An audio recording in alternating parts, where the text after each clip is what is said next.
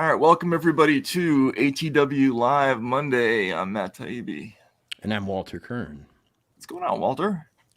Well, I used the feature on this podcasting software that suggests it can touch up your appearance. So if anybody notices, I guess the secret is not to tell people, but if I look fake, please. Is it supposed to have like a max headroom kind of effect, or?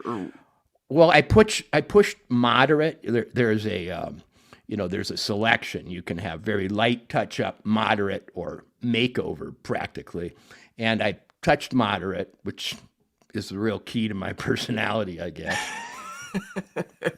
And frankly, I couldn't tell the difference. I couldn't tell it, but maybe those who watch on big screens are able to see that Walter's looking a little vibrant. What's the verdict, folks? Let's see. Hang on a second. Here we go. Somebody said put it in French horror mode. Oh yes.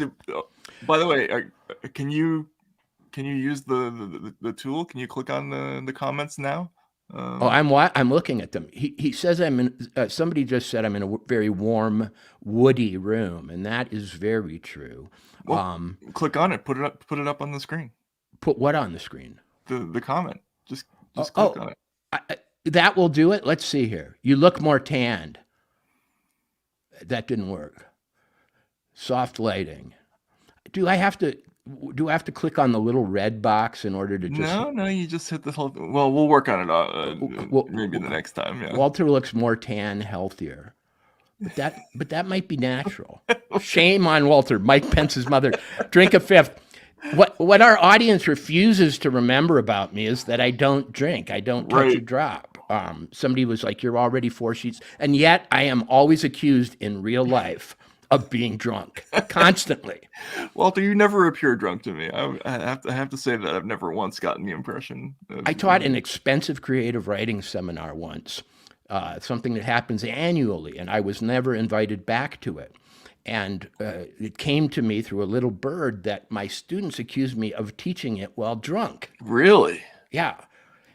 It's just because ungrateful little, Mm-hmm.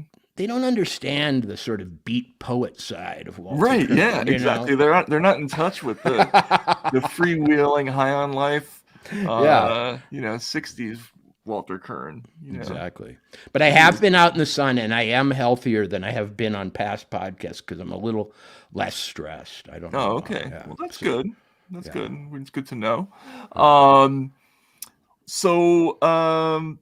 right. So there's a couple of things going on. I guess we should probably get to that are sort of in our bailiwick. Mm-hmm. I think the first one we got to start with the Hillary thing. Look, she's not really running for president or anything. There's no reason, I guess, to I don't know, make an issue out of this, except for the fact that she increasingly seems like she's the spokesperson for increased censorship and yes. And I'm wondering what's the reasoning behind that role and why she's suddenly so vociferous in the last few weeks. But she said yet another kind of remarkable thing. Was it over the weekend or at the end of last week? But let's take a look. If it was just a couple of days ago. Mm-hmm.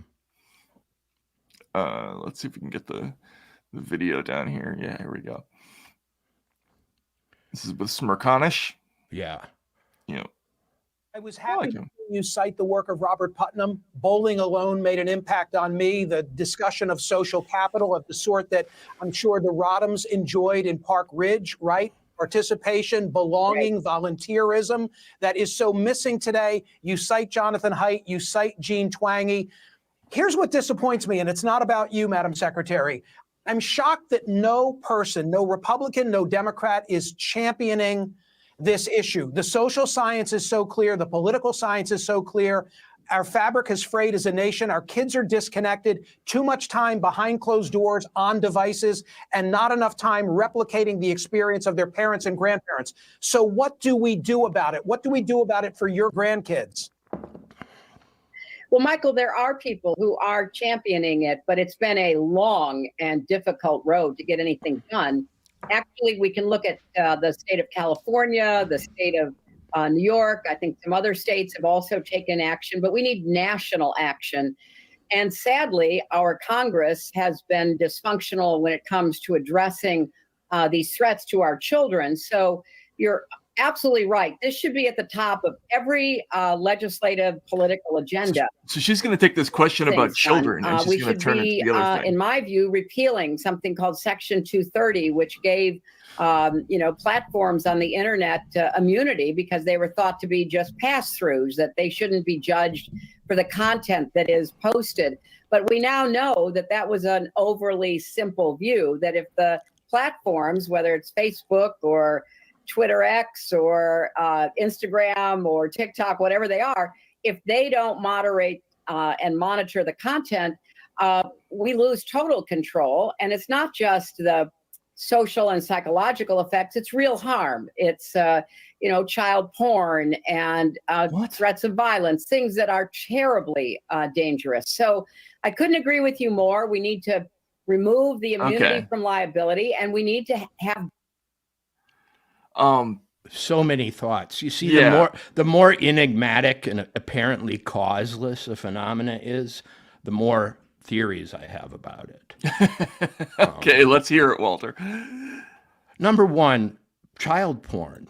In her last fusillade about disinformation, which was only a few days before that, right? Mm-hmm. When she brought up her bête noire, Pizzagate, and in which she was somehow linked to a alleged human trafficking center underneath a pizzeria in Washington. Something I wouldn't bring up voluntarily, frankly, because it's not exactly pressing in the real world. Now she talks about porn in this one. The lady doth protest too much. I'm sensing she's on a mission to pre-bunk something that she's fearful about, honestly. Because here she suddenly appears, toward the end of the campaign, and she wants to talk about this stuff, even if it's not the question that she's been asked. She came in there with a brief to talk about losing total control and we lose total control. That's a chilling kind of phrase. Well, I think it's been misconstrued. I don't think she means we have total control now and we lose it. I think she means we'll lose control totally. That's a weird thought because there is so much that they control and always will. The social media universe is pretty small, and there's really only one slice of it that they lack control over, frankly. So lack total control. Yeah. So I don't know what she's talking about, but her Freudian slips make me wonder what she's worried about. When she spoke before a few days ago, it was to suggest that something was coming in October that would be harmful to Harris, and then she went into this Pizzagate riff. So I just, the dramatist in me that says if there's a gun on the table, it will go off eventually, suspects that they're anxious about something. I can't tell you what. It's really weird that we keep getting these messages from people about we've got to shut it down. We have to be ready to shut it down. And, for her to bring up child porn and threats which are completely irrelevant to the issue, by the way. They're already illegal. What's she talking about? They're massively illegal, instantly detected, and punished quite severely, by the way, right? Yes. And they even there are even forms of quote unquote disinformation that they've become that venture into the criminal, right? Like telling people to vote in the wrong place, that they've become very adept at detecting, and there have been prosecutions about that. But threats, child porn, I mean, the companies ages ago.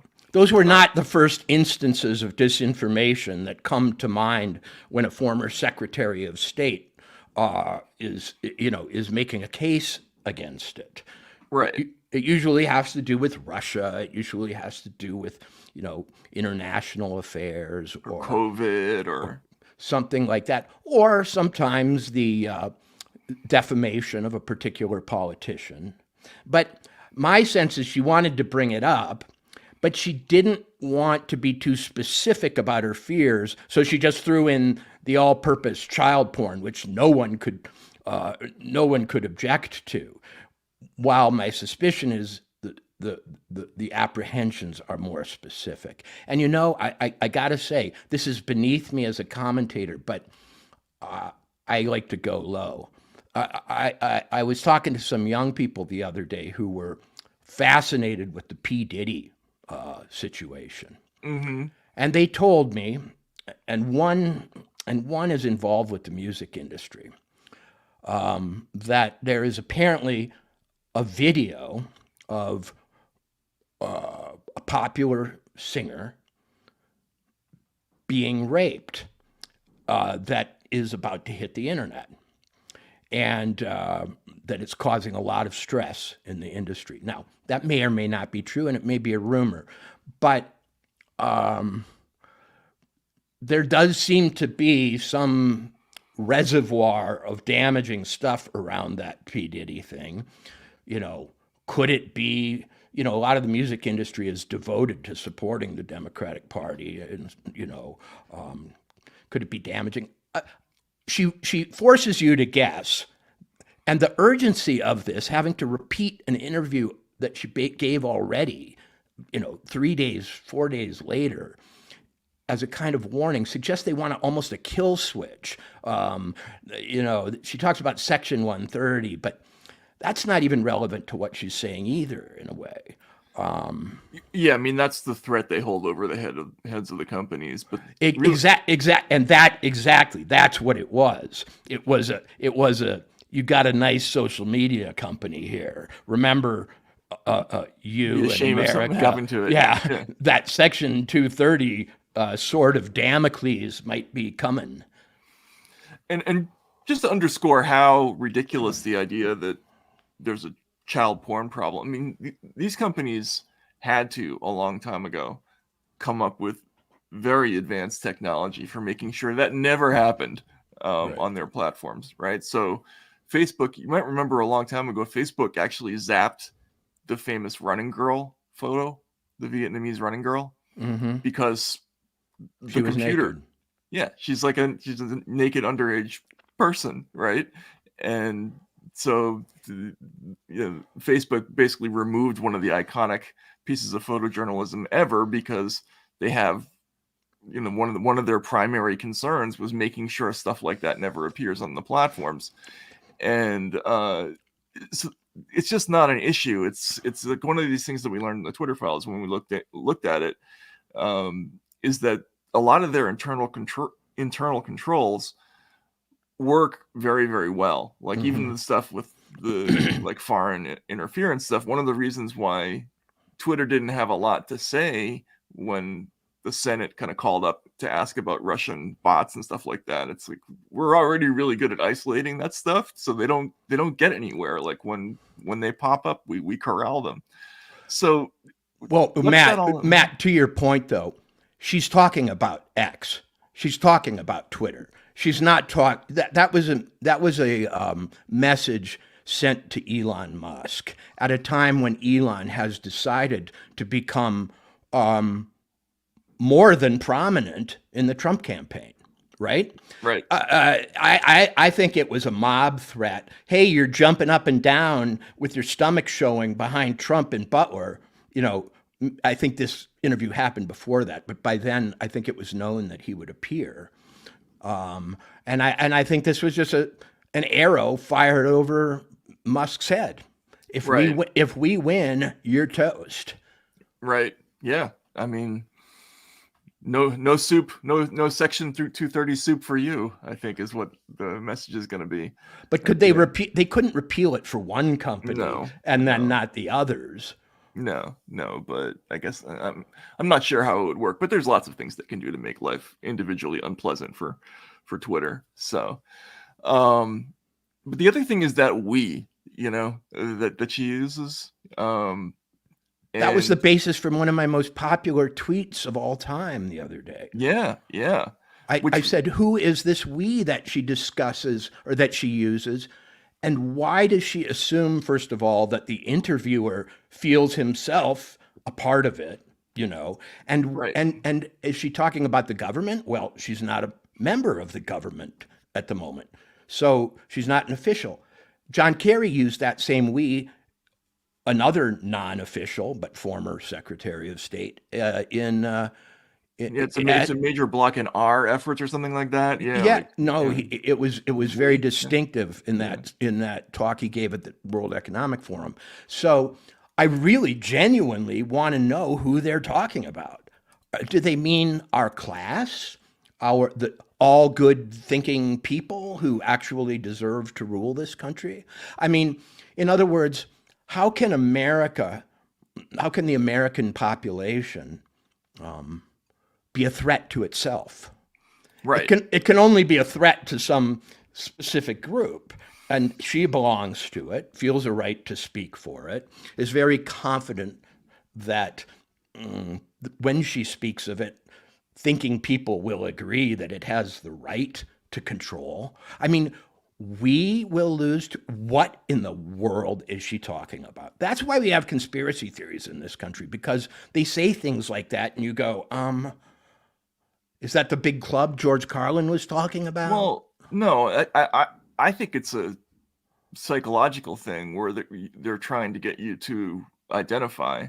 This is similar to what John Kerry said. I had the same thought when, because you're absolutely right. He did say, like, we have to win the right to govern. We have to be free to implement change, right? Like, what we are we talking about here? And maybe they're becoming more frank about the fact that they consider themselves part of a ruling party that is essentially or likely to become the ruling party for a long time. But okay, that's true. But my concern is the people who repeat that, right? Who are like, oh yeah, we have to get a lock on that. We have to make sure that we have a handle on this problem, because it reminds me of this. I want to tell me if you think this is inappropriate, but it reminds me of this scene from Malcolm X, which is obviously from a recreation of an actual thing, the actual interview. But can we take a look at? Yeah. Actually, can we look at the movie version?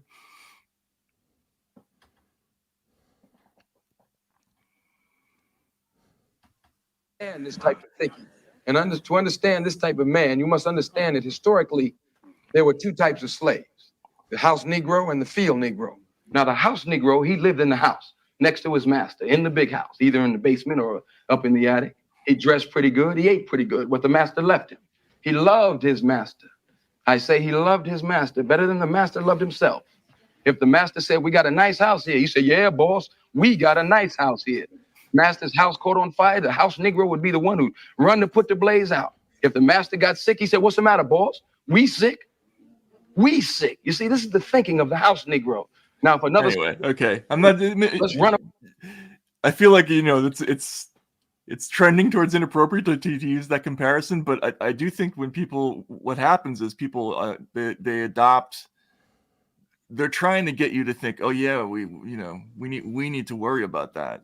Right. When John Kerry and Hillary Clinton and Michael Hayden and all these other people say these things, they mean we like a small group of people with a lot of power. We have this problem, right? But they're trying to widen it out and make it a general concern. And I think it's the same. Tell me if you think that's inappropriate. I actually think they're not trying to widen it out. Really? Okay. No, I think they're coming forward in a more forthright way and a sort of intimidating way to suggest, yes, there is a ruling circle. It's the same.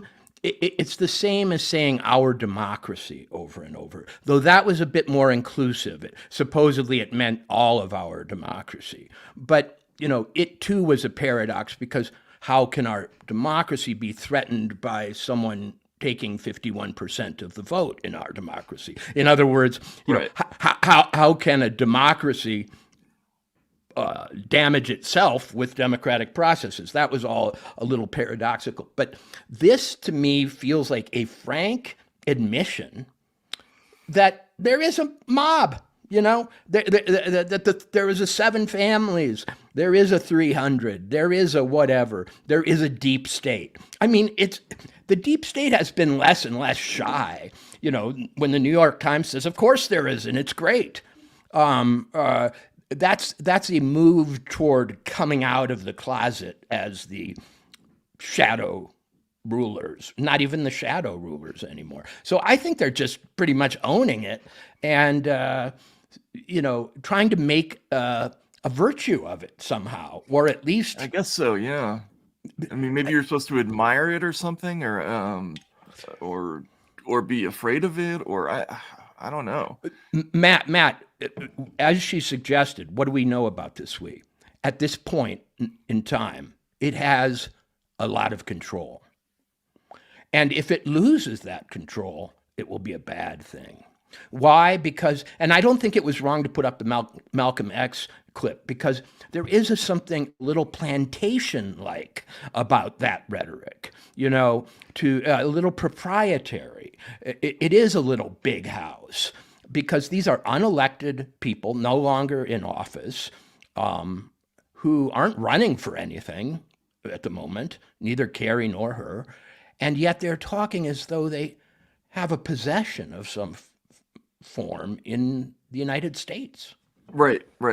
Whereas it should be the other way around, right? Like they should be the ones basically looking to the voters as sort of their bosses. They invoke this language of, we're running things around here. But but the usual rhetoric of someone who wants to pretend they're standing for the people is to say, you lose total control. But of course, that would make no sense, because people out in America don't feel they have much control right now in either party, I think.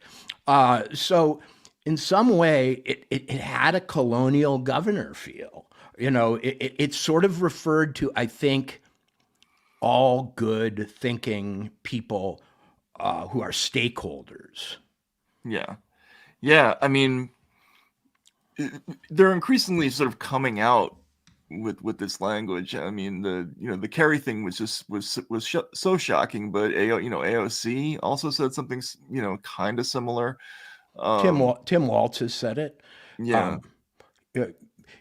Some of the Walz and Harris comments are from a couple of years ago on this subject, when they were more caught up in it and were running for office. But it's an absolutely ominous trend, and anybody who ignores it won't be able to say they weren't warned when the whip comes down. Yeah.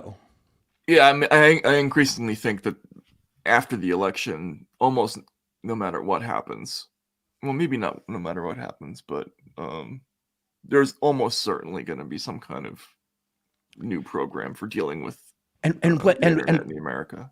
And as I've said before on this program a dozen times, when asked to name the crisis that disinformation has somehow, triggered, they never can. That's why she had to say child porn, because they have yet to be able to make a case in real life for it. Are they? They tried to suggest that maybe COVID was worse because of disinformation.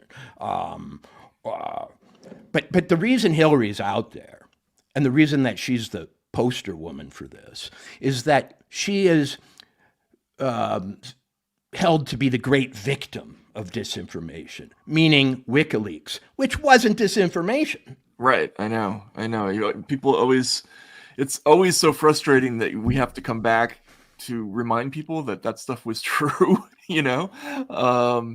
I mean, I had to do that in Congress, remember, when they brought that up, and had bringing up 2016 and WikiLeaks, and they leaked all this hacked information, blah blah blah, and I had to say, but that stuff was all true,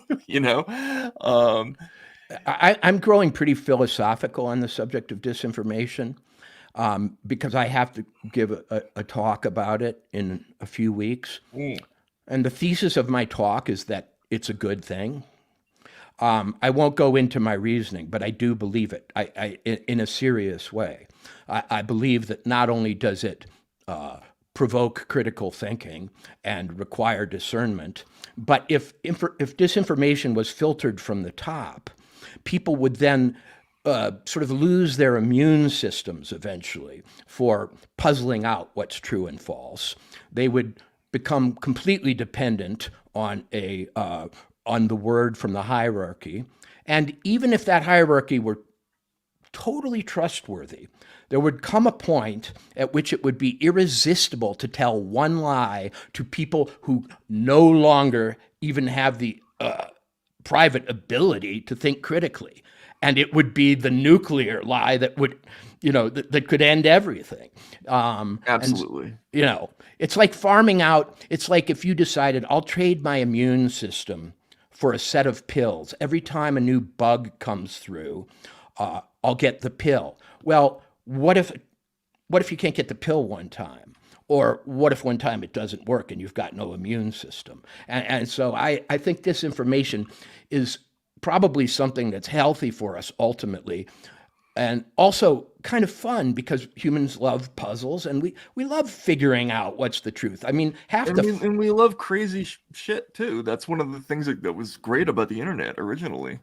Exactly. Right? Exactly. Hey, Sasquatch was just sighted. Amazing. Where?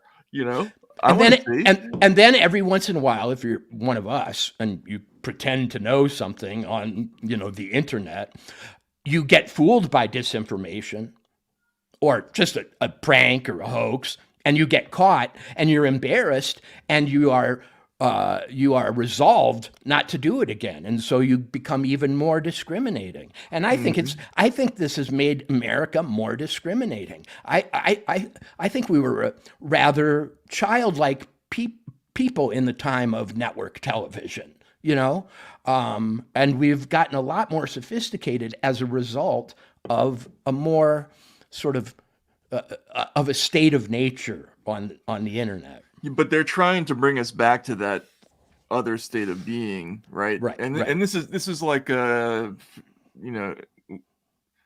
married couple. If you drive by yourself, you're completely alert, right? You're always watching out. Nobody else is going to be, warning you about things. But if you're used to somebody telling you have to make this is where you have to make a turn, you start to become a worse driver over time, right? Like I think that is a definite tendency. And with this disinformation thing, I think what they want to have happen is, well, for one thing, they want to suppress the instinct of people to ask, well, is that true or not, right? Because the whole idea of having it outsourced somewhere, oh, well, it's already been checked. The International Fact-Checking Network says this is good. So, Mazel tov, read this. This is your approved version of history in real time, like, with COVID. But even when something was sort of blatantly wrong, like the 3.4% number, we turned our brains up and said, yes, it must be true. And we went 6 feet. Oh, scientists must have determined that. Right. That viruses can't jump more than 5.5 feet. Matt, here's the thing. It really is a kind of disease model for information. Mm-hmm. They want you to believe that there's something so infectious and dangerous about it that it's a risk you can't tolerate. But when asked to give examples of the disasters that it's caused, they can't think of any. Did vaccine hesitancy harm the 30% of Americans who decided not to get vaccinated? I don't see many regrets from them, frankly. Did keeping Jay Bhattacharya and his colleagues from suggesting that we should concentrate on at-risk people rather than general lockdowns, did that harm America? No, it actually harmed America, perhaps, that we didn't take that advice. Did suggesting that Hunter Biden's laptop getting out into the wild harm America? Well, they called it disinformation, but that was disinformation, and they knew it. Right. They want to preserve their monopoly on psyops. They want to keep the latitude, the maximum latitude for saying whatever they can or want to or wish to. And it's not a war that I think they actually want to win. It's a psychological technique of suggesting that they have good information, that they have better information, that reliable information exists and they have it. Right. Right. And it's like a preacher telling you the devil's around every corner. Yeah. Yeah. And look, you just brought it up. They want to have a monopoly, right? Because what's the most damaging kind of misinformation? We've had lots of examples of it. I have to do a debate this week in Manhattan. Lee Fong and I are going to be debating James Kirchick and Brett Stevens about interventionism. But what's the big intervention of our century? It's Iraq, right? And that was based on a complete lie, fabrication, and the reason it was allowed to happen is because, basically mainstream news at that point was enough of a closed loop that you couldn't get good reporting out about it, to contradict it. And Matt, that was an incredibly damaging thing. Hundreds of thousands of lives, $5 trillion. That, if you want to put an example of, bad disinformation causing harm, that's it. And the only way to prevent that is to not have censorship. When Hillary says we, my best guess and my sense of what she's referring to is the information cartel.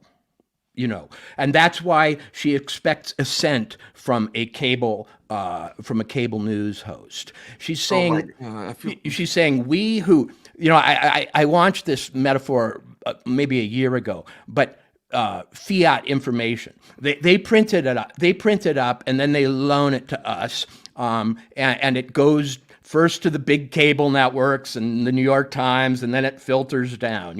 They're like the preferred banks in the Federal Reserve System. What's the oh my God, I can't believe I've forgotten the term already. The 24 banks that the right issuers. And they like listeners. They like that pyramidal system, and they especially like it because they stand at the top of the pyramid. They don't like this guerrilla war where Matt and Walter can hit them from the side and jump out from behind the trees at any time. And the other reason they really don't like what they call disinformation is that it often consists of leaks from the inside of their cartel by whistleblowers, etc., and creating these tools to control it basically allows them to limit the circulation of leaked material. Until the Pentagon Papers came along, and the whole reason the Pentagon Papers were such a catastrophic set of disclosures for the powers that be was that the Vietnam War had been basically disinformation all around. Oh, yeah. I mean, and why shouldn't the people who wage war want total control?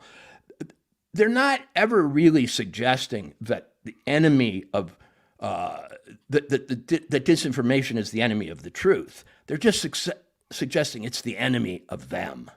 Right. And they've succeeded in getting people to feel to fear something that is really only a threat to them. Yes. But isn't power ultimately, in some ways, the control of information? I mean, it involves, of course, guns, tanks, the ability to tax and everything. But, if God came down right now and all people on earth witnessed God and said, this is the truth, all earthly powers would fall to nothing. Because everybody would be on an equal playing field, having received a revelation directly from the source. In a strange way, what makes a Wall Street firm more capable than an individual, what makes a Federal Reserve Bank a more reliable moneymaker than another bank down the chain, and what makes a State Department powerful is that they can hide their cards. And they hold more cards and are better at selectively describing them, or bluffing. But they can't bluff if everybody knows everything. And so what they're really talking about is, I say, preserving their advantage. Yeah, they're trying to push back. I mean, I was so struck when I was researching for that speech about the First Amendment. Madison had this quote. I forget the exact quote, but it's something to the effect of censorial power is held by the people over the government, not the other way around, right? It hasn't been that way for a long time, right? But that's the intent, right? And what I think what he's saying is very powerful, right? In our system, the power to remove is with people, and that is a power to remove people from office by throwing the bums out, right? Like that is the only legitimate removing function in our society. But people in government, politicians, obviously that set of circumstances is to their disadvantage. So they are constantly looking for, around the edges for ways to push back and exert control in other ways. I think secrecy is one. As you say, right, controlling information, and they've done it so much more since 9/11. They classify so many more things than they ever did before. It's so much harder to get access to information. They've defamed the very idea of transparency, right? And they've defamed the very idea of doing your own research. In other words, double checking what they say. Right. Yep. And the other thing is, let's exert power over individuals by removing them from the internet, or removing their their thoughts, their ability to speak. That's exerting political power, over the people, and the people don't have a way to respond to that. It's a very powerful idea that you're expressing, though, that everything is about control over information. I think that's why this issue, it just resonates so much with me, and it's so amazing that until Vance brought it up in that debate, that it just hasn't been part of the mainstream debate at all for 8 years. It's just incredible, except as a negative, right? Like, what are we doing enough to stop this? That kind of thing. So I'm not Oswald Spengler or a philosopher of history, but I do have my pet ideas about it. And I see history in some ways, and the history of politics, as a repeated attempt to apologize and kind of justify enslaving people. Back when chattel slavery in the United States, well, there's just no way to work these plantations economically without it, and so on. Before that is, we're the church, and we have a direct line to God, and a direct apostolic line to Jesus, and so we should be the priest class, and so on. The class of experts, the people who want to run things, are constantly making arguments for themselves, which are then shot down by history or revolutions, and And then they have to try again. And the latest iteration of their attempt to justify their own right to rule, and to rule, I think, in a stronger way than they feel they have, is that they're in possession of the real knowledge, the science. That's how they did it in COVID.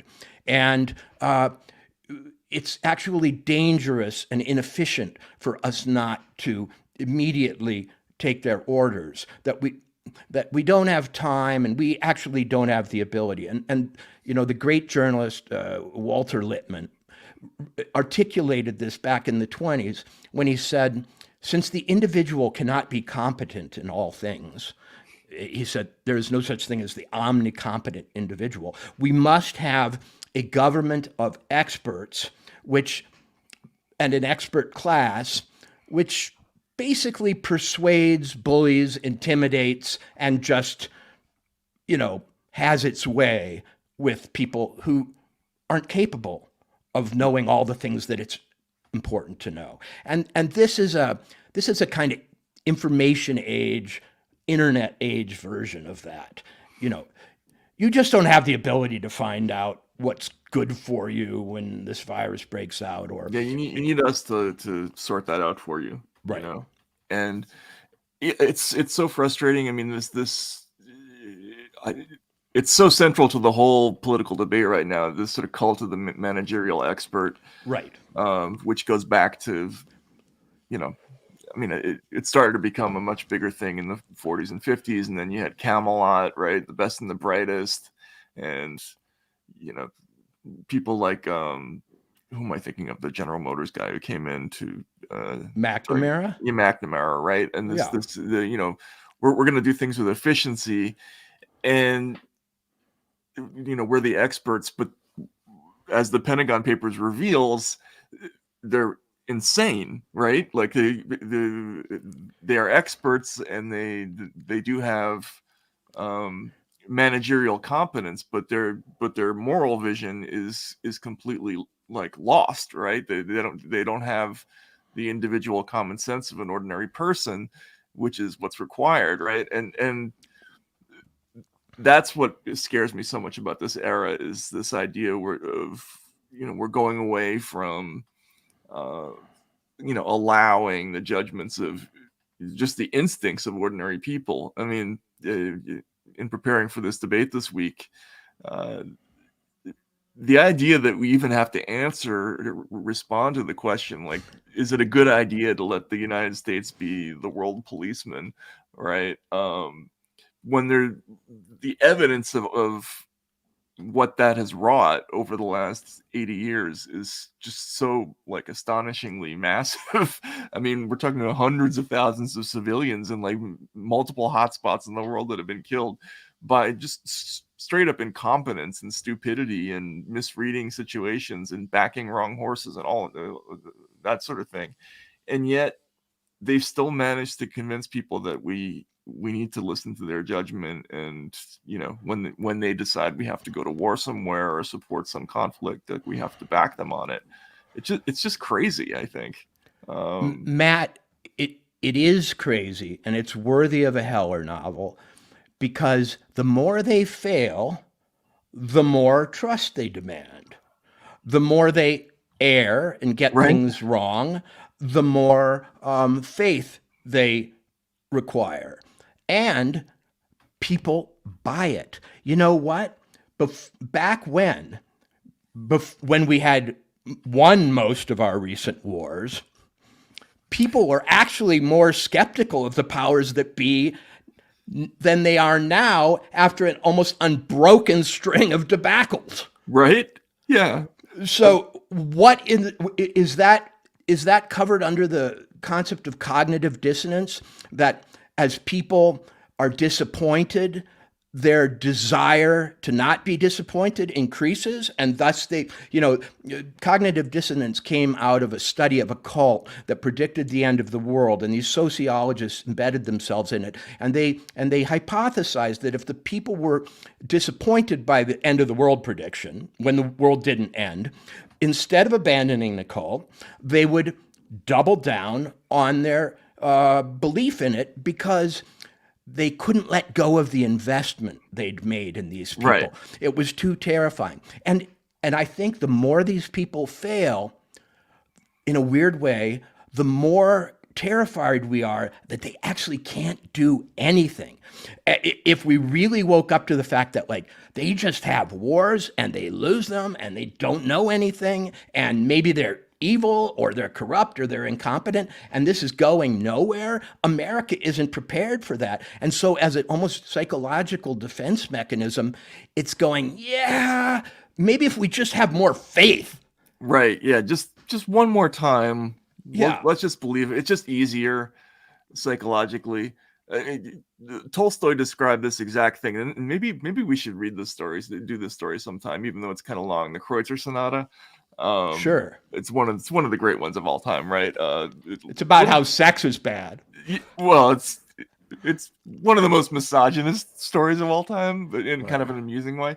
But in the story, there's the main character is talking about how, like, marriage is kind of a con, and he compares it to going to I think it was a circus in France, and it's like a bearded lady or something like that. And he goes into the tent and he sees that it's just, a woman with like a crude thing, like, taped on her face or something like that. Some totally ridiculous thing. And then afterwards he comes out and the carnival barker is saying, "Were you not completely amazed, my good sir?" And you're too embarrassed to say, "No, I just shelled out, however much money to, fall for your con." So you say yes, right? You have to.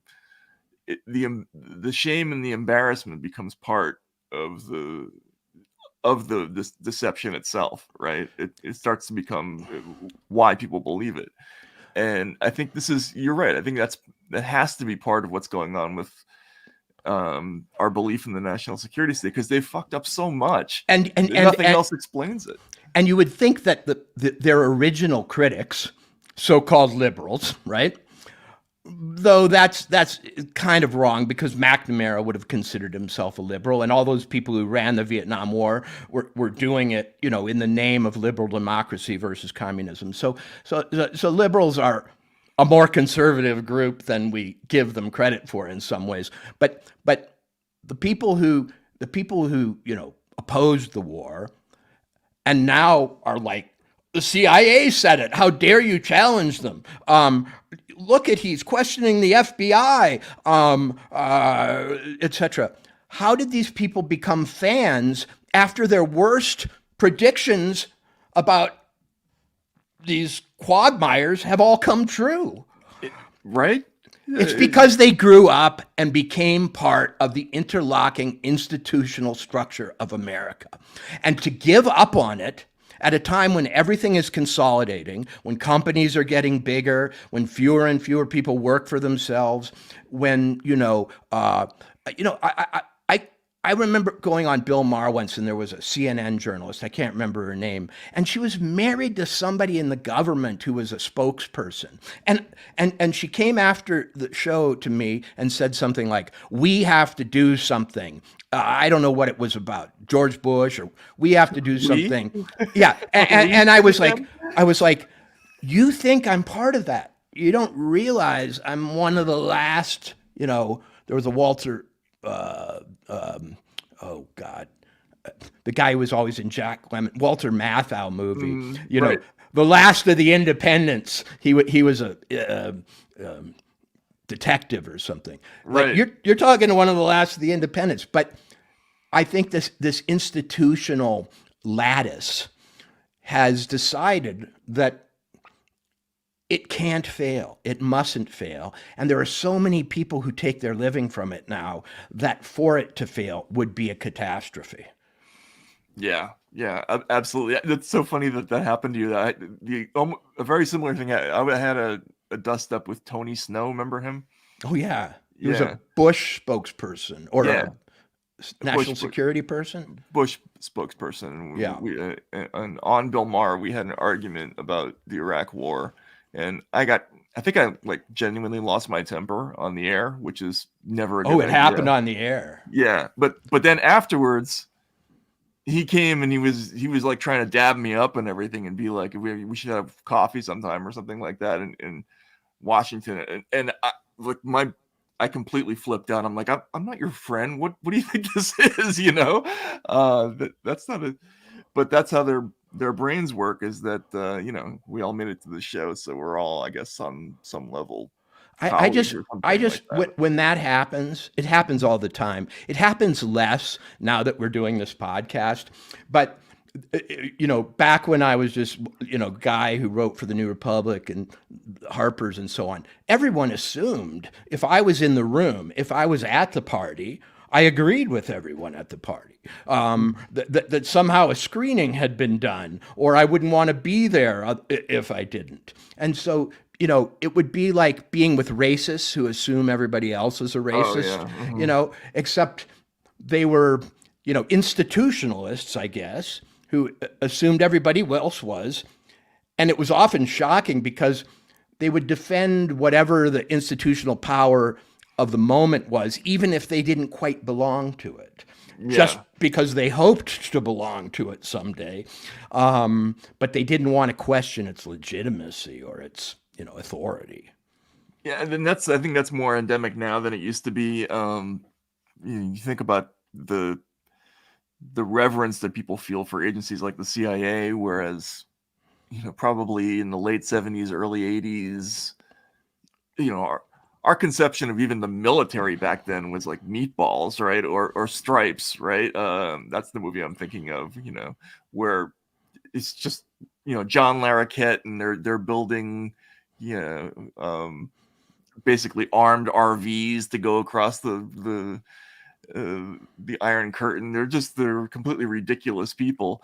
The CIA was a joke in American society, and in the early 80s, we didn't think of them as being super confident. We didn't have reverence for them. But now they were evil at worst, and sort of arrogant and incompetent at best, you know. But now, ever since they got bin Laden, you know, when I saw that movie, Zero Dark Thirty, my God, yeah. I went, oh, here it comes again, man. It may as well be 1953, the romance of the operator. And and torture too, right? Oh, yeah. Well, you know, if you're able to home in on somebody's location with your stealth helicopter force, a little torture, you know, is just, you know, breaking some eggs. But I'm going to say something, I don't know how I got to it, which is just going to piss off everyone in the audience. We've become a pious society in all kinds of ways that I didn't expect growing up in the 70s. And we talk constantly, for example, it's now required at all gatherings to thank first responders. You know, have you ever noticed, like, especially during COVID, oh, first responders and, you know, and so on. And that kind of trickles up, like CIA, FBI, they're kind of like the ultimate first responders. They somehow inherit that mantle. We've really gotten towards authority. I mean, first responders are the cops, you know, and everybody loves EMTs. I mean, I'm very. We all know some EMTs who are great people, right? So yeah, but they've become a class of absolutely untouchable probity and courage and bravery and everything.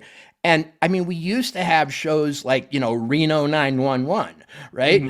That showed cops and I think we've even had shows about firemen being kind of, you know.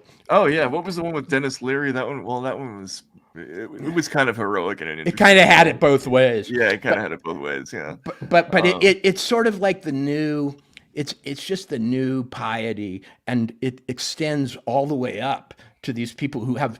Like, I don't want to be pious toward people who have power over me. Okay. I don't like to be pious just generally. But yeah, definitely not towards these folks. But it's amazing now. If you look on Amazon Prime or Netflix, every third show is about, some kind of secret agent, and they bring in huge stars to do these programs, and on some unconscious level, we all believe in like the super confidence of the intelligence agent, and that's why even some journalists sometimes won't push back.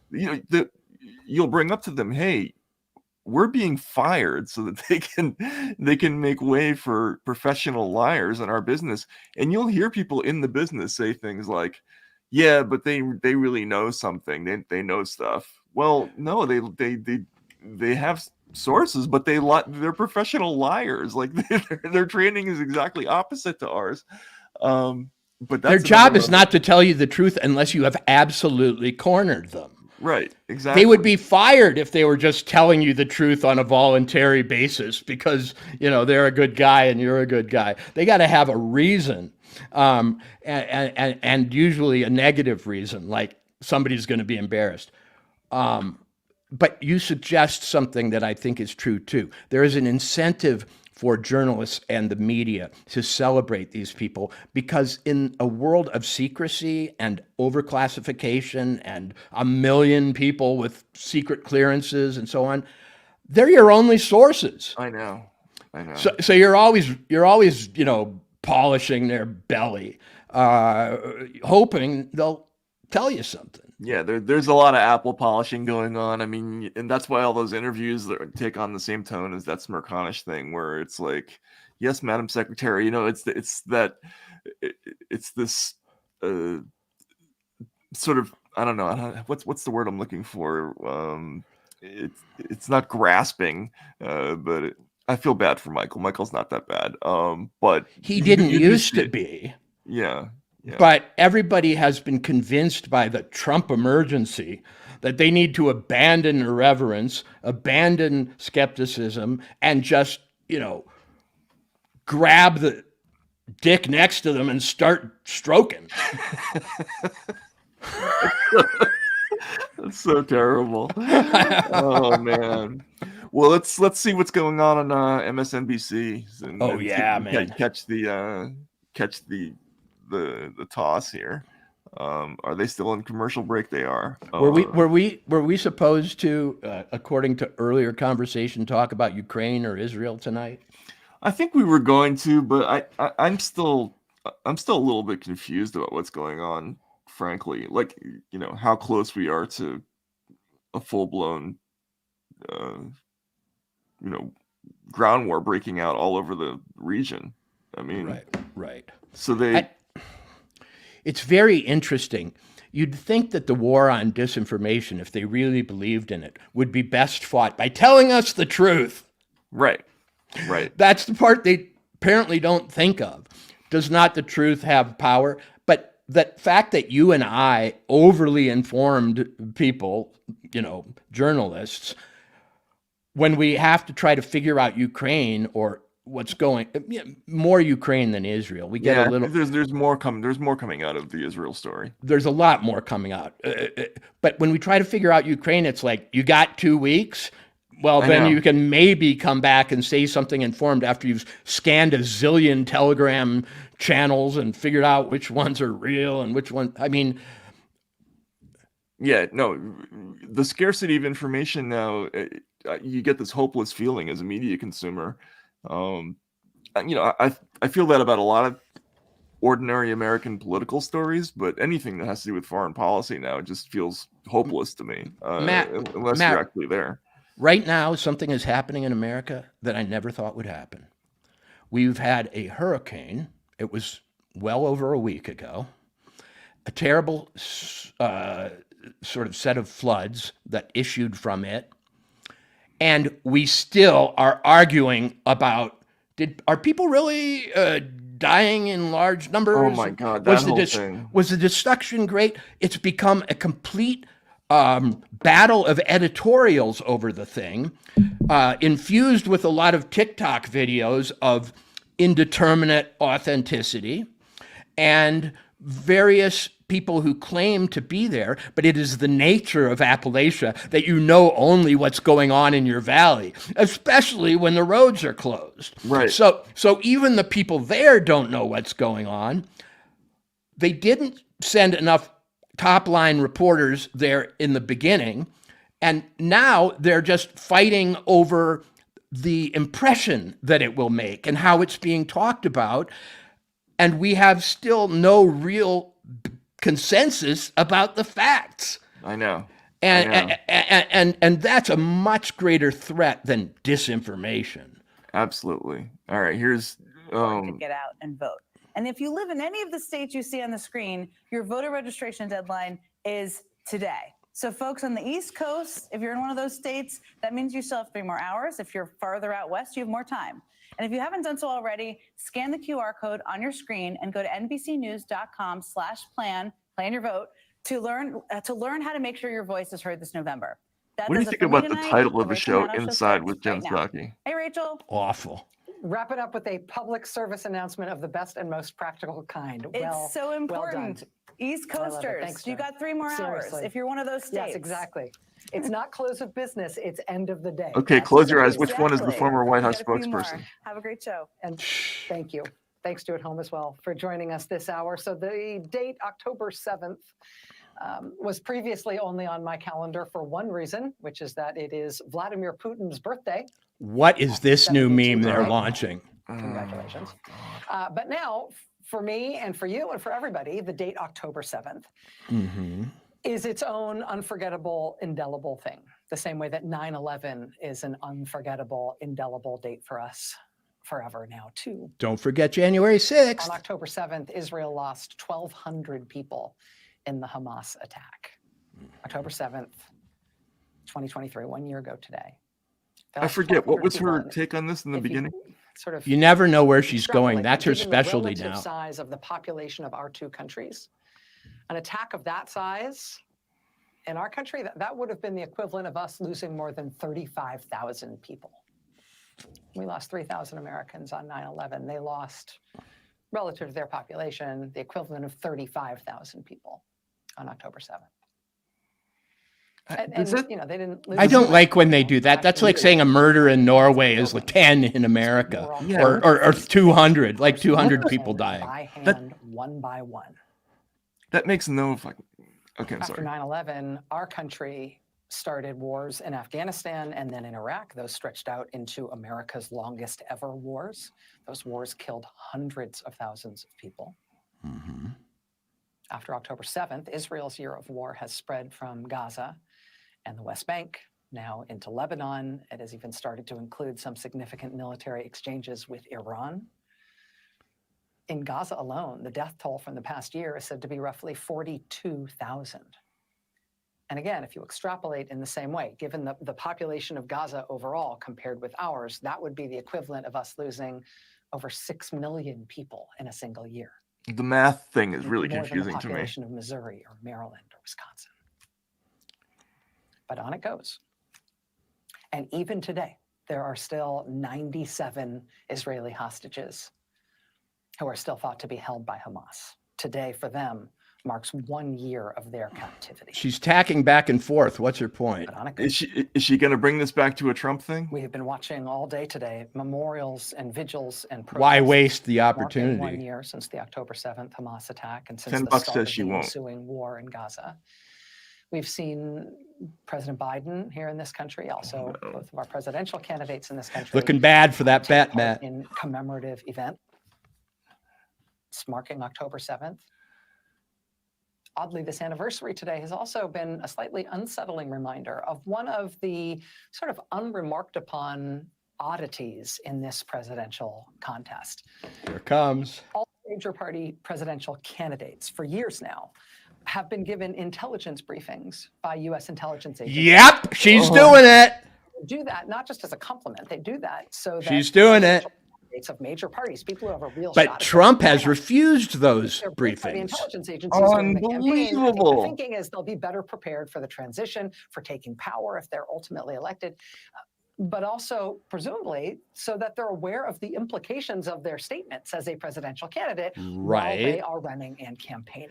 I get $10, Presidential Matt. Yeah, Now you do. now I don't have to give you back that expensive cell phone charger I pocketed at Rescue the Republic. would also qualify and be entitled to ongoing Wow. intelligence briefings. Let's All hear it. former all former presidents generally get them. Bring it home. That said, after Trump incited the January 6th violent attack on Congress to try to stay in power, President Right. Biden decided that maybe it's time to break that precedent. Maybe this particular former president should. This is like a drinking game that never stops. You know that country song, The Long and Crooked Road That Brought Me Home to You? This is the long and crooked road that brought her back to Trump. Legally took with him in huge quantities. To What? Look, Matt. When he left the White House after They've managed to get every... It's like a Christmas tree. They're hanging every bad story on this tree. Right, yeah, presidential every candidate ornament again. is... That was this interesting scenario in terms of intelligence briefings, because it meant that Are even we if he gonna get Stormy wasn't getting Daniels in here? intelligence briefings as a former president, because it was decided that he sort of couldn't be trusted with them, well, as a presidential candidate, he should have been able to start getting them again. Yes. Not because of his status as a former president, but because he's a candidate for office once again. Right. And here is a strange and mostly unremarked upon thing in the presidential campaign that nevertheless came roaring back to the fore today. What? Even though the US government says, and President Biden says, that Trump is now entitled to official US intelligence briefings because he's a presidential candidate, Yes. you're not allowed to get them as a former Oh my president. God, You can't- that's a bridge too far. I've given got such how a you behaved at the thing end to of your nail her with presidency. over this. But okay, Dude, you've lost more than $10 you're a major bucks. party candidate for president. Okay, you can get the briefings. He Right. nevertheless is not getting them because he decided he didn't want them. Yes. That he would only be accused of leaking the information he was given in the intelligence briefings, so he didn't want the briefings. He doesn't want to have heard the information in the first place.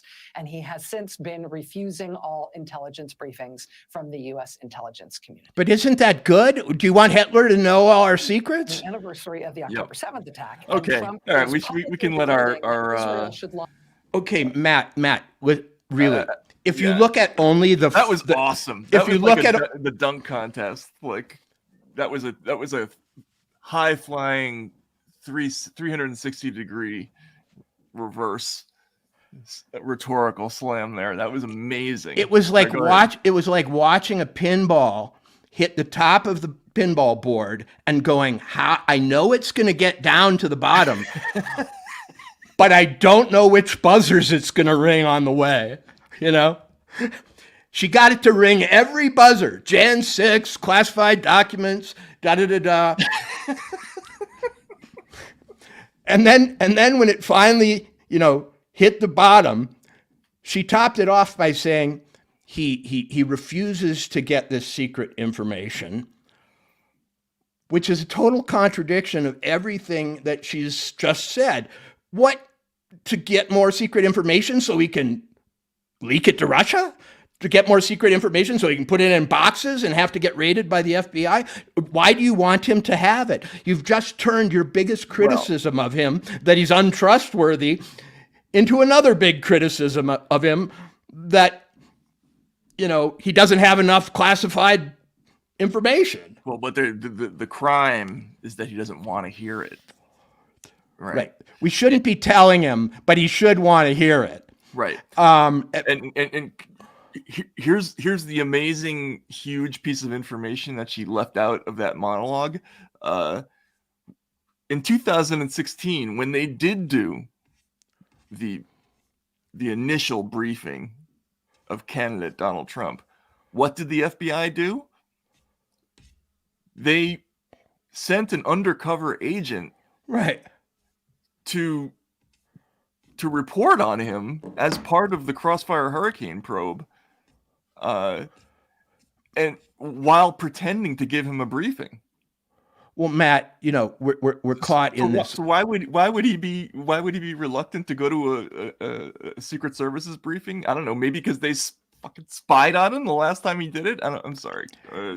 But you see, Matt, we have refused to enter the new era in this, in the sense that we are still talking about hypocrisy, contradictions, illogic, and so on. Instead, we should just be admiring the ingenuity with which they always reach the same conclusion by every possible path. And I mean, it's amazing to watch. But if you look at the structure of how she got there, it is absolutely the structure of paranoia.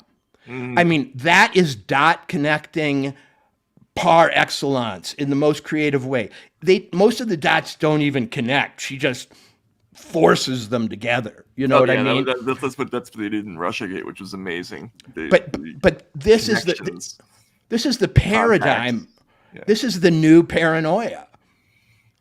I mean, that was freaking paranoid in the sense that a paranoid person always reaches the same conclusion. They're watching me, you know. Right. If it starts snowing, they think there are, hidden microphones in the snow, or it's to cover people sneaking up on the house. So, if it doesn't snow, it's also a signal. Yeah. And she has gotten to that point, and she actually looks crazy. Like she's not doing it well anymore. She looks freaking crazy. Do you think it's just it's creatively stressful for her? Yes.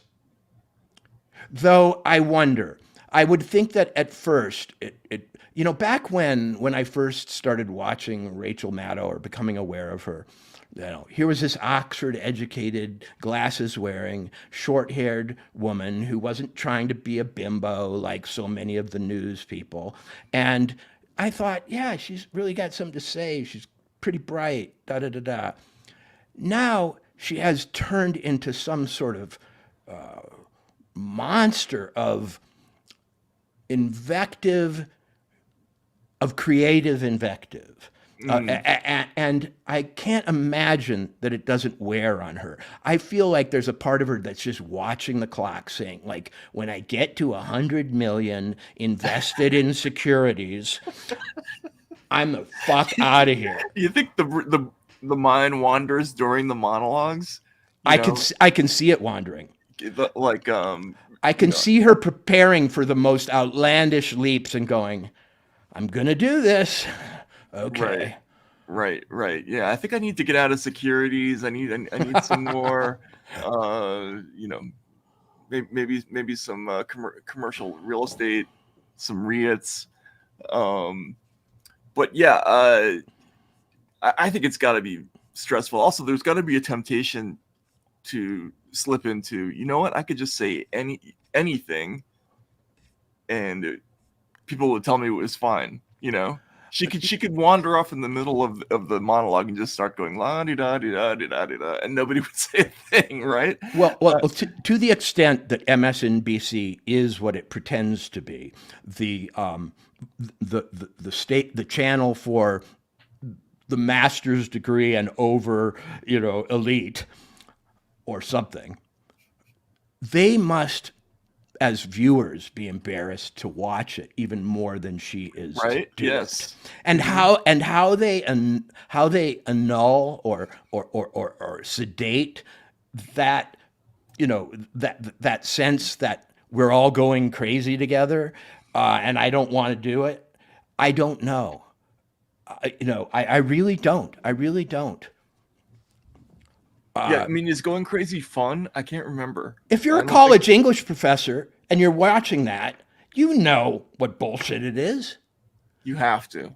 Of course you do. Well, okay. You know how craven it is. But maybe you've convinced yourself that the urgency of the moment requires that cravenness.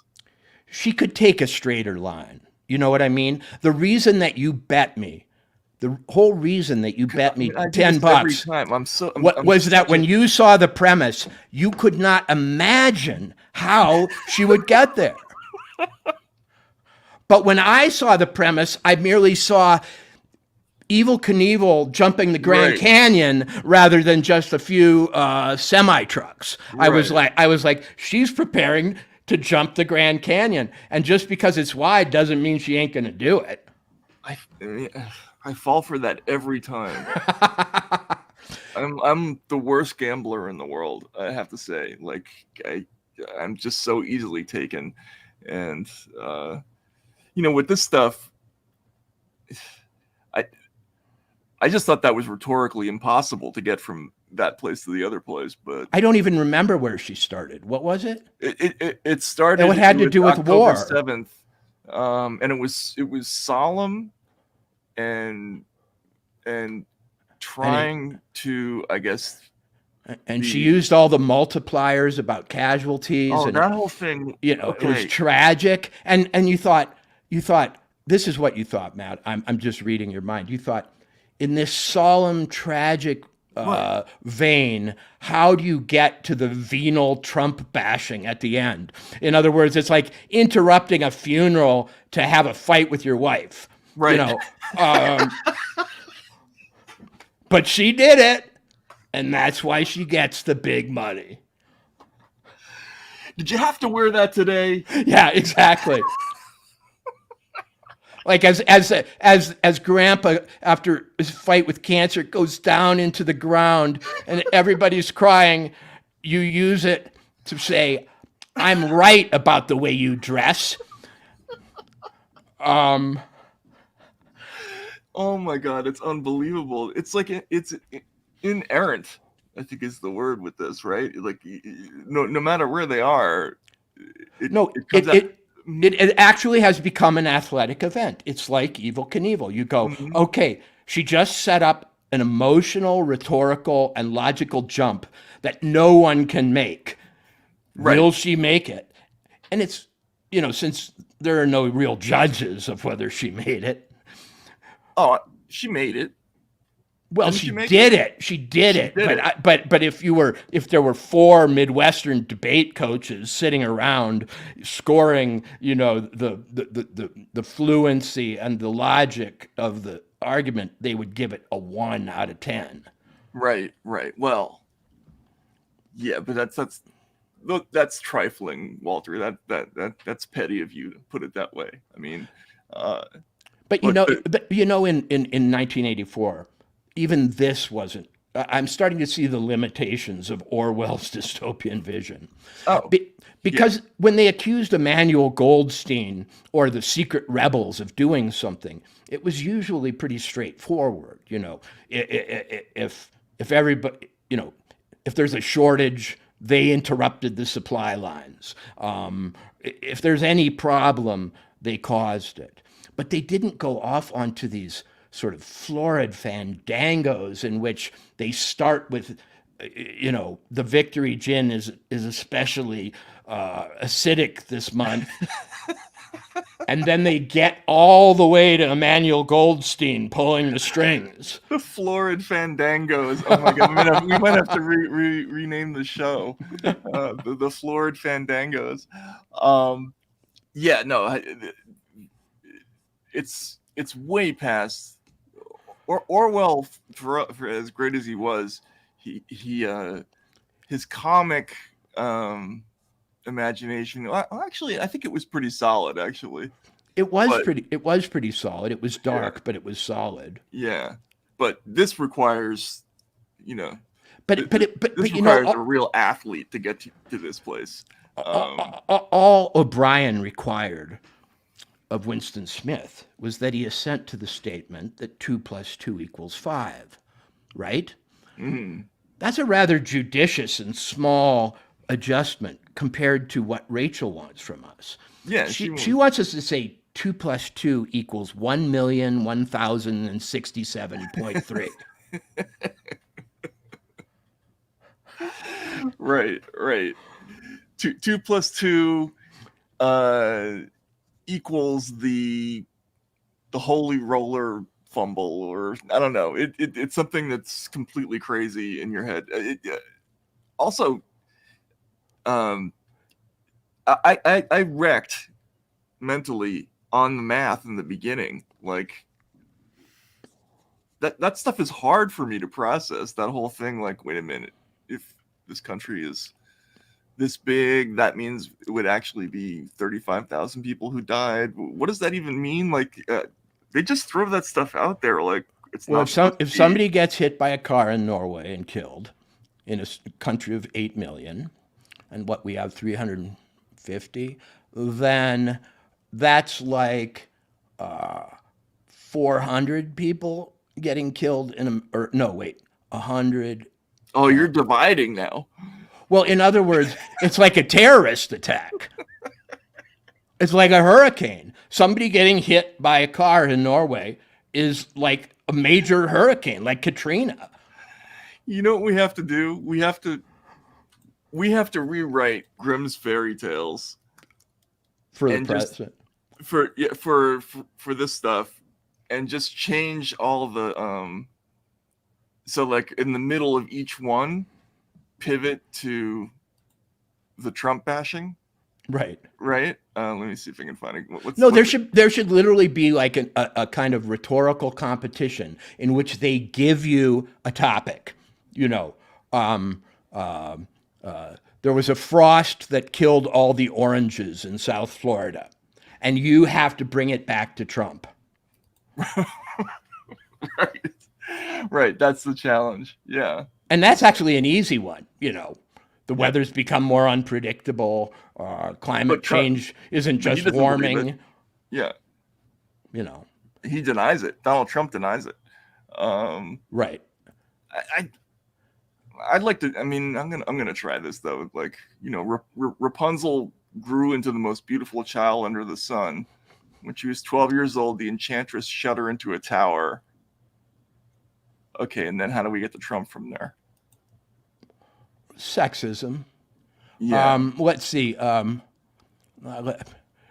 Getting shut into a tower. It's like Melania. It reminds me of Melania, this beautiful woman who's kept prisoner at Mar-a-Lago or something. Right, exactly. And he moved on her like a bitch. Right. And Trump has always believed in women being, you know, captive and not heard. Look how he treats his wife. I don't know. I think it'd be hard. See, we're not even as good at it as she is. No, because, you know, okay, so one time I was writing a book. I had written a book about psychopaths, and it is widely perceived that psychopaths are smarter than normal people. And so I studied the question and I studied the literature. And the reason that psychopaths are thought to be smarter is because most people are afraid to lie. And so because there is an inhibition about lying or being wrong, they stumble in their ability to say things. They look for evidence, and if they don't have it, they stutter. But psychopaths who have no inhibition about lying seem to be very smart because they're shameless and they have no stutter when they deceive. And that's kind of like why she's good at it and we're bad at it. It means we're still human. Right. So it's a good thing. Okay. Yeah. All right. I see. I feel better now. Yeah, I think that is definitely true. I mean, I would worry about myself if I were able to do that a little bit better, but yeah. Matt, totally crazy. Let me tell you, that's the opposite of you. It really is.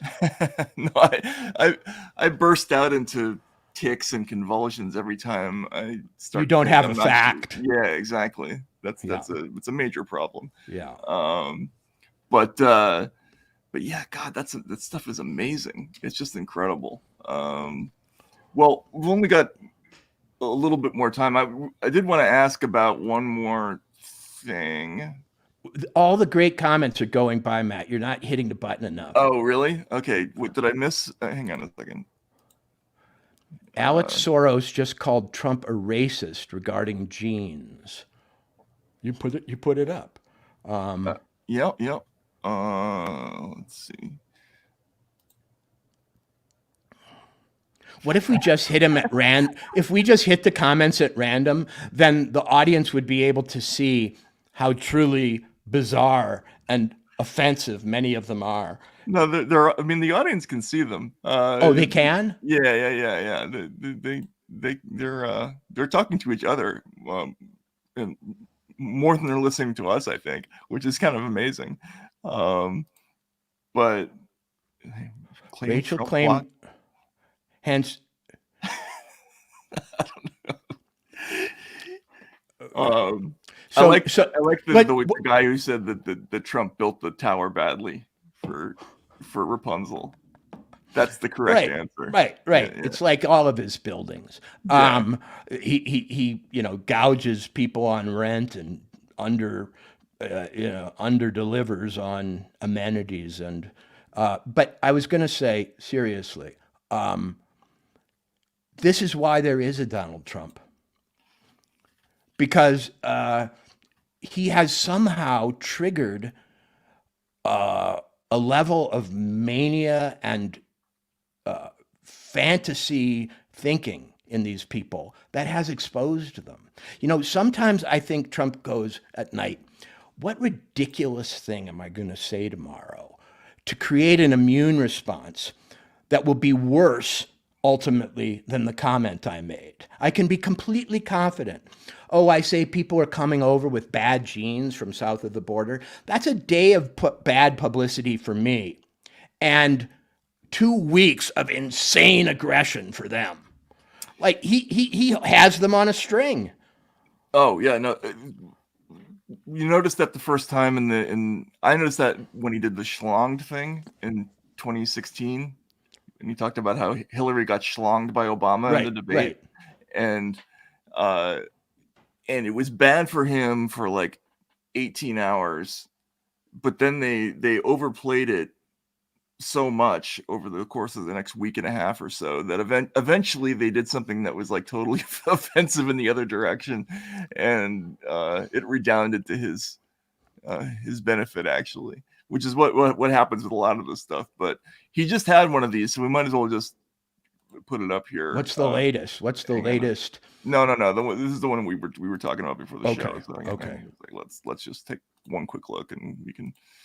All right. Listening and engagement. Quick 10-minute setup. Sorry.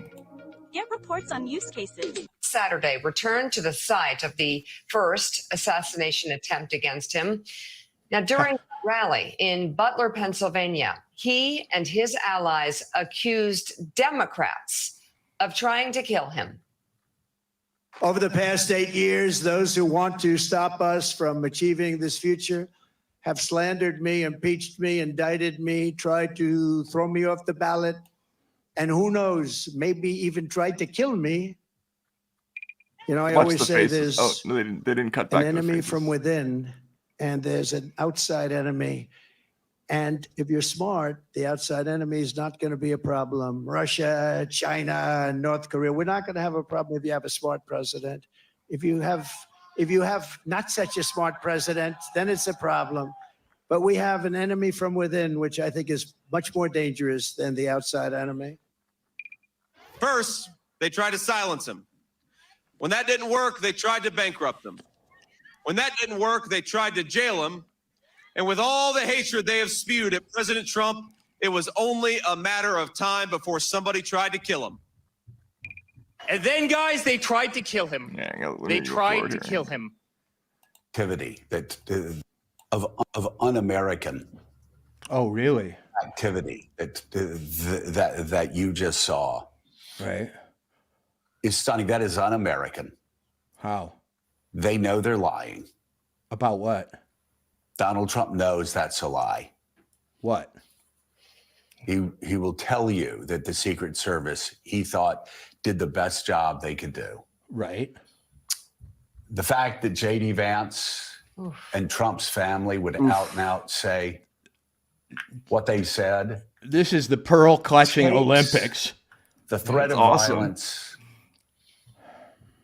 takes the threat beyond where it was even leading up to January the 6th. This is an increasingly I love how she sort of sits back there. An increasingly desperate family.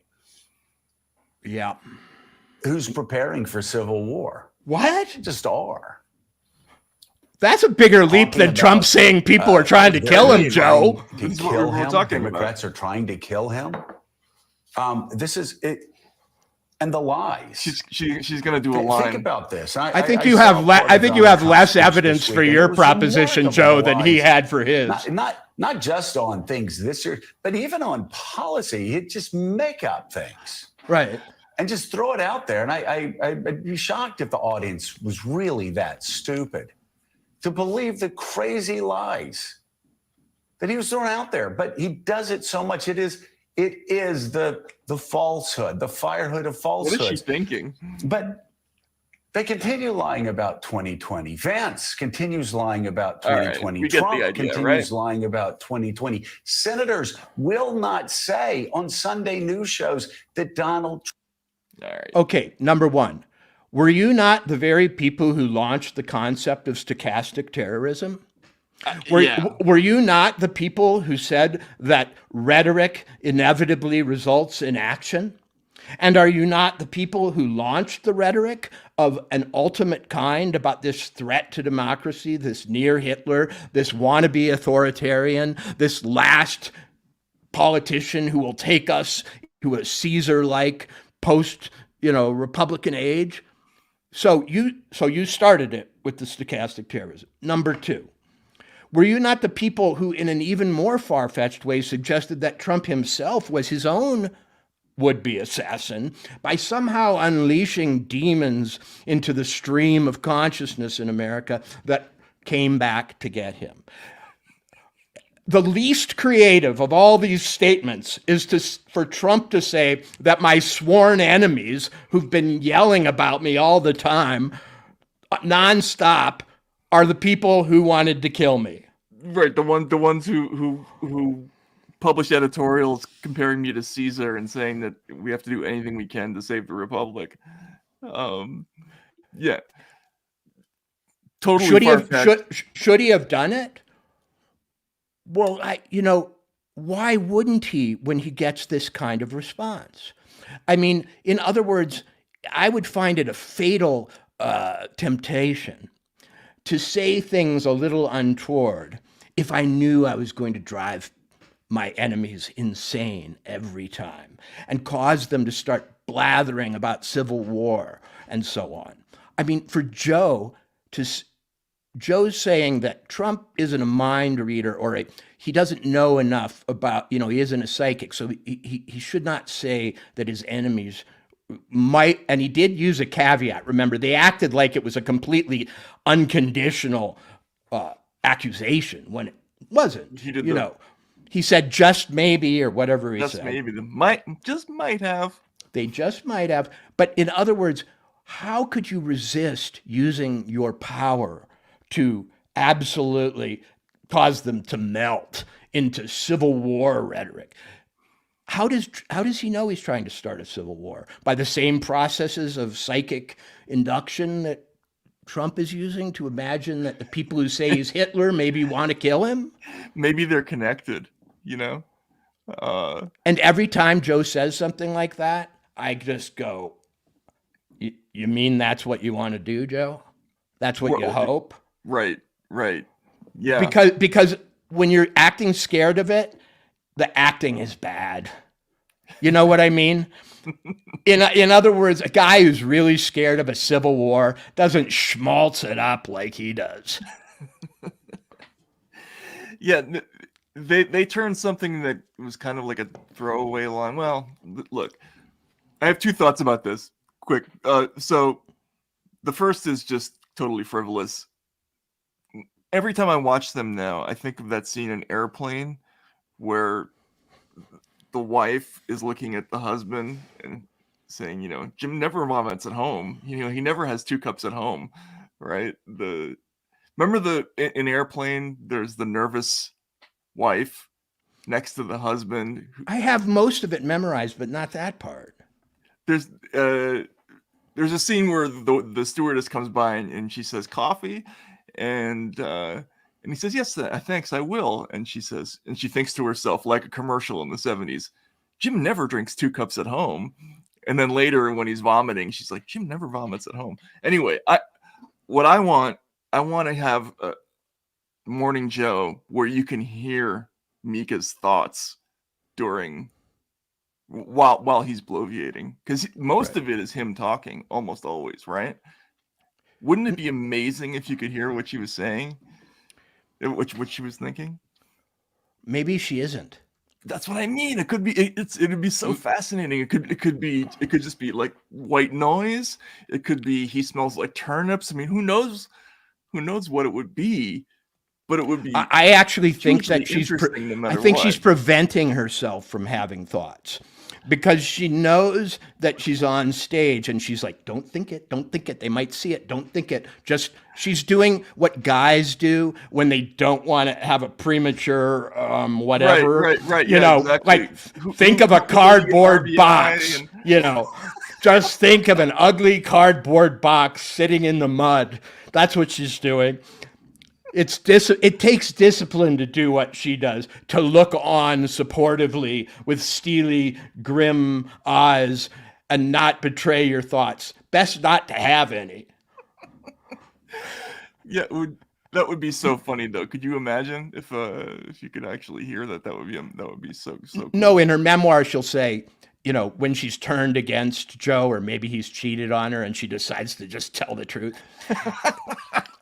Every time he was ranting about Civil War, you know what I was really doing? Of him with that hag. Right. I was thinking of his rather small male organ. Oh, come on now. Or the man I really loved. I was imagining that guy. That's right. The guy I would have gotten with had I not been a deep state princess who didn't have control and free will to marry anyone but a hand-chosen demagogue. Yeah, if only I'd married Fred Thornstein, the swim instructor. She's imagining that man in uniform that once winked at her across the room. Or it's not like, or it's just like, I can't even go there. That's terrible. Yeah.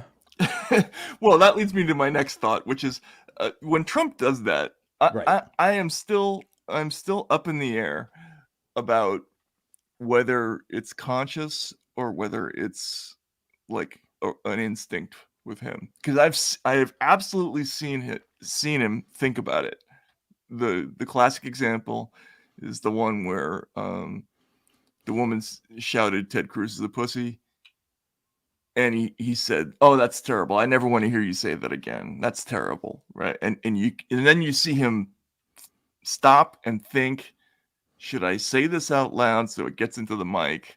And he does, right? She just said Ted Cruz is a pussy, right?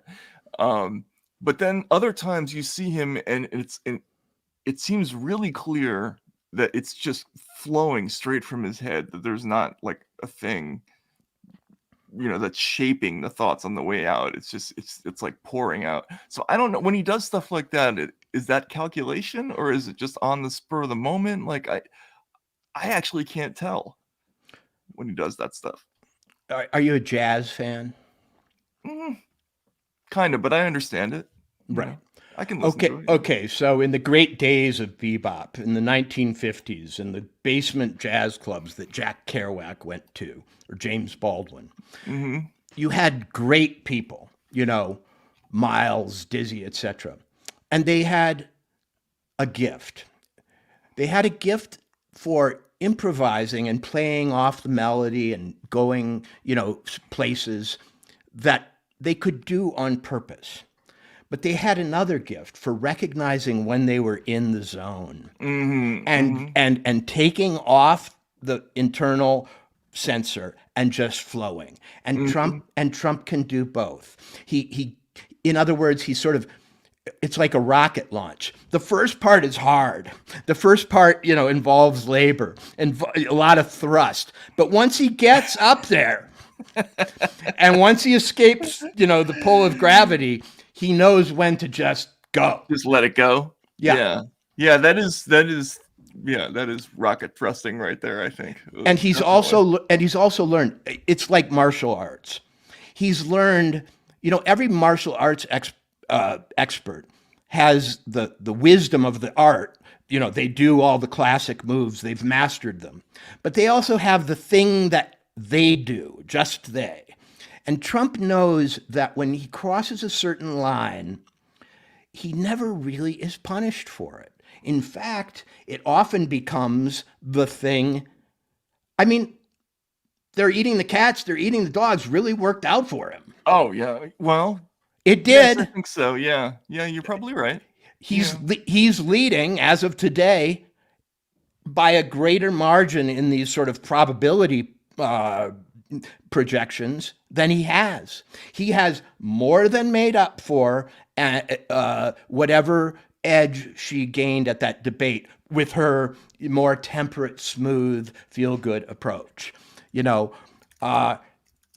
Whatever happened with eating the cats, eating the dogs that may have embarrassed the MSNBC viewer, it seems to have added to the thrust of the entire thing. Well, that's because the music is so good, right? They're now doing, this is like, Trump knows we live in a meme age. Trump knows we live in a meme age, and these are almost like he's creating meme material. Right. This is amazing. I saw this the other day. Somebody, the guy who did the eating the cats thing, the song. He's like doing a live version in. Hang on a sec.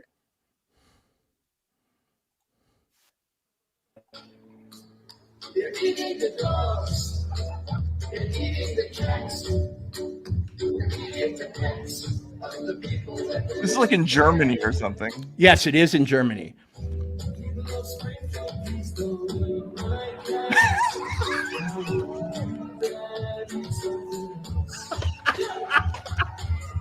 So Matt, if you realize that you have the power with your so-called gaffes to launch a worldwide musical trend, why would you not want to have some more gaffes?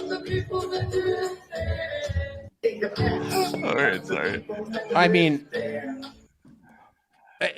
they hate it because they ain't it, frankly. Because if you take all the moralism and all the, traditionalism and the sense of decorum out of this thing, it's fucking riveting. The song is just unbelievably funny, and I can't tell whether it's funny because I agree with it. I don't think I do necessarily agree with it politically or anything like that. I just find it hilarious. But it's literary is what it is. You see, they keep using this old style judgment against Trump. It's a lie. It's not true. They're not actually eating dogs and cats. Right. But in terms of literature, it's very true. Because what he's trying to say is that, all bets are off. Things have gone crazy. It's sort of like what is it? What's the old joke?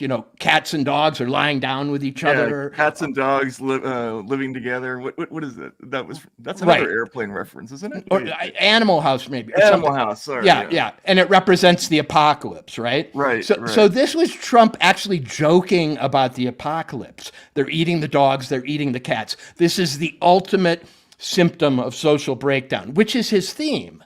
Right. And it wasn't a lie. It was a lie if you're stuffy old Joe and Mika.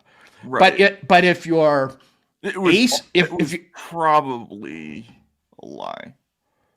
Well, whatever. Yeah. It's not subject to judgment by those standards.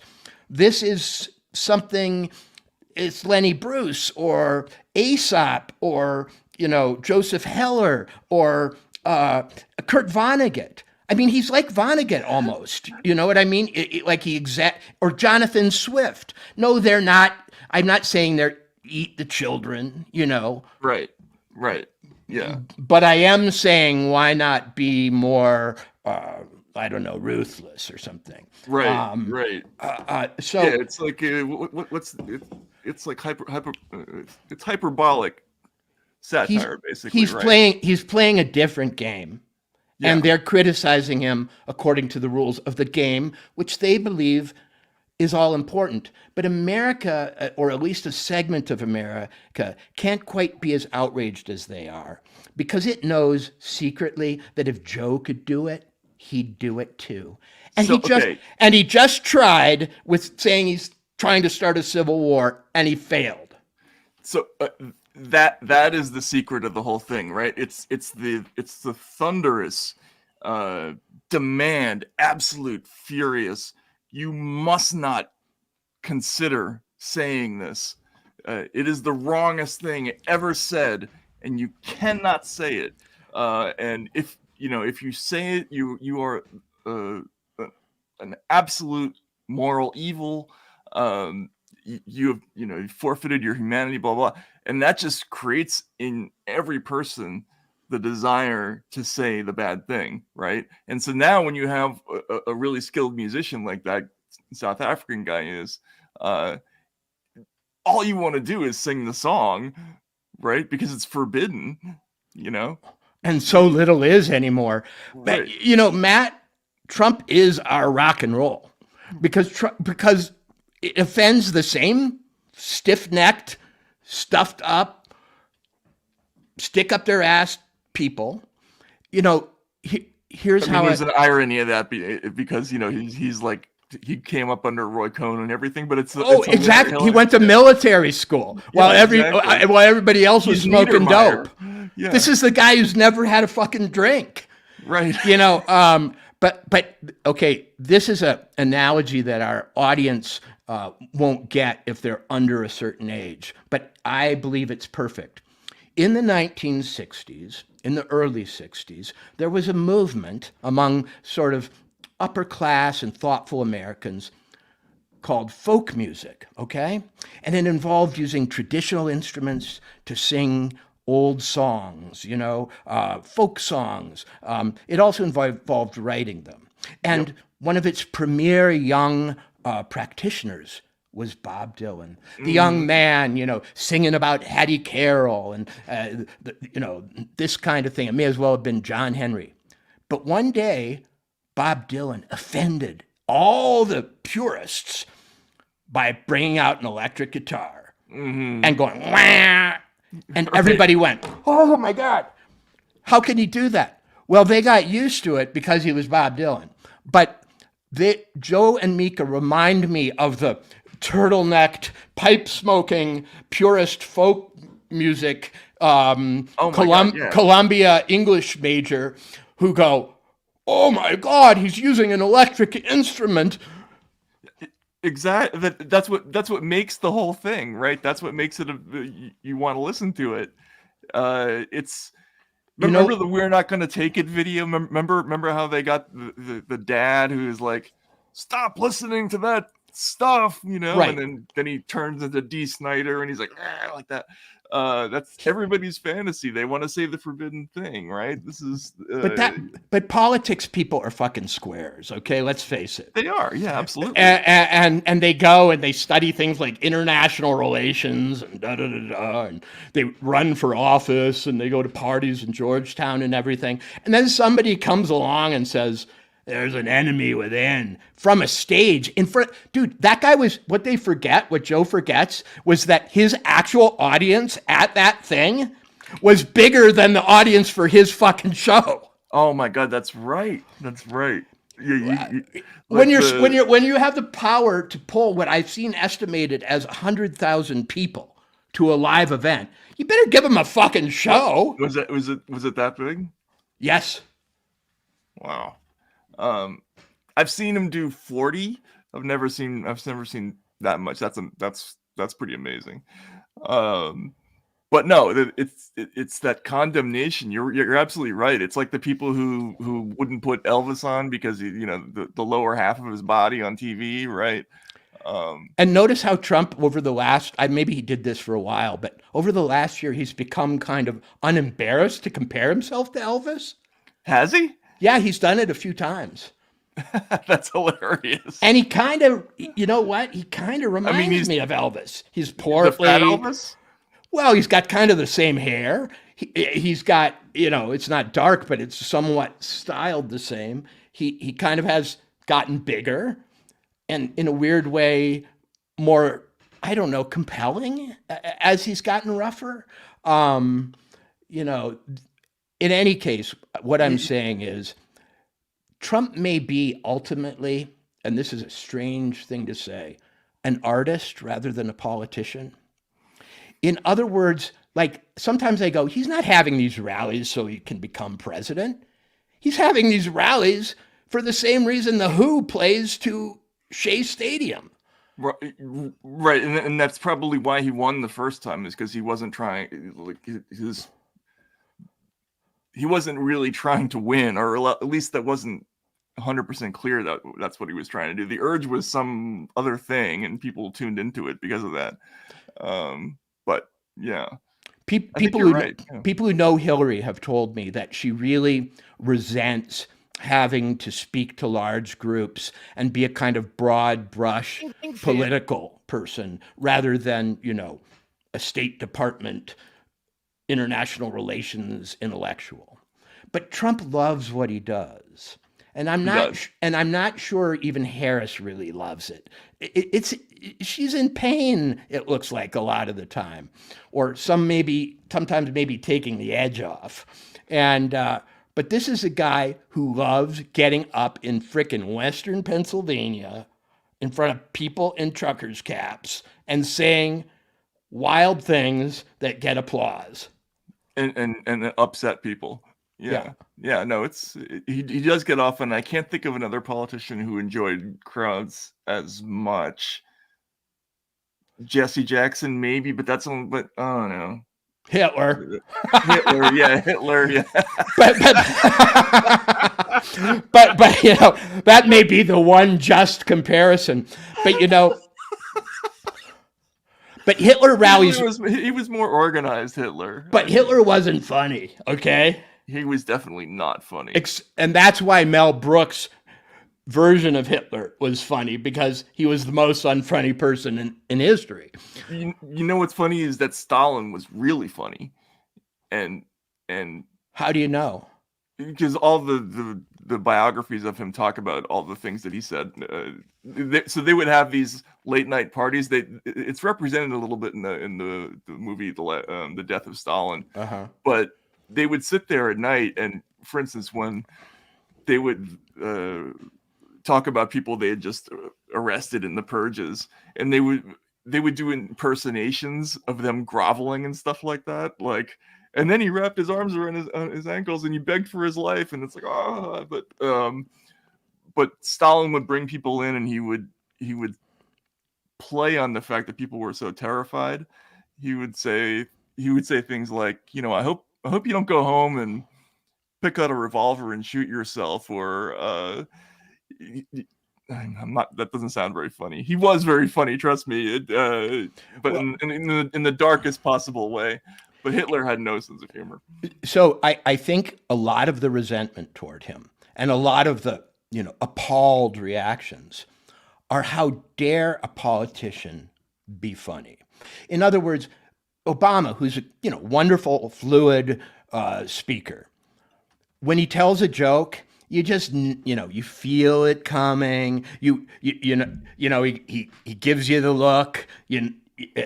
He launches the joke. He's got good timing. It comes off, but it's not funny. It's not surprising. It's not shocking. It's not anything. It's a politician telling a joke really well for a politician. The best thing he ever did was the rant against Trump at the White House Correspondents' Dinner, and that's because he had a genuine personal animus there, which they say is the origin story for the whole Trump candidacy. Right. He sat there getting ribbed by Obama, and he said, "You want to see what funny is? Exactly. You want to see what insulting is." So to end on that note, because everybody is talking is leaving. About, yeah, well, they're not leaving. I don't think, are they? But they're all talking about how great the song is. So let's just hear a little bit of the full version here. The original version. They're eating the dogs. They're eating the cats. They're eating the pets of the people that live there. They're eating the dogs. They're eating the cats. They're eating the pets of the people that live there. People of Springfield, please don't eat my cats. Why would you do that? Eat something else. Eat something else. People of Springfield, please don't eat my dog. Here's a catalog of other things to eat. They're eating the dogs. Whoa, whoa, whoa, whoa. They're eating the cats. Meow, meow, meow, meow. They're eating the pets of the people that live there. They're eating the dogs. Whoa, whoa, whoa. Look at her. They're eating the cats. Meow, Springfield. Okay, They're that's eating it. the dogs. This isn't even the super infectious version. You haven't played it yet. These are all these are all like 4th and 5th rank versions. Oh, I'm sorry. I'm not down. You don't, with the, dude. with You don't know the classic version? No, maybe we'll find it for the. Does Google even allow you to search for those now? I don't know. I'm you know, afraid I'm going to get an electric shock if I search for it. you get like opportunities to donate to Harris when you put in "they're eating the dogs." Oh man, well, this is a funny show. In fact, there was some definitely bizarre stuff on TV this week, and yeah, people are suggesting we go twerking, or We that go there were twerking. twerking dogs in one of them.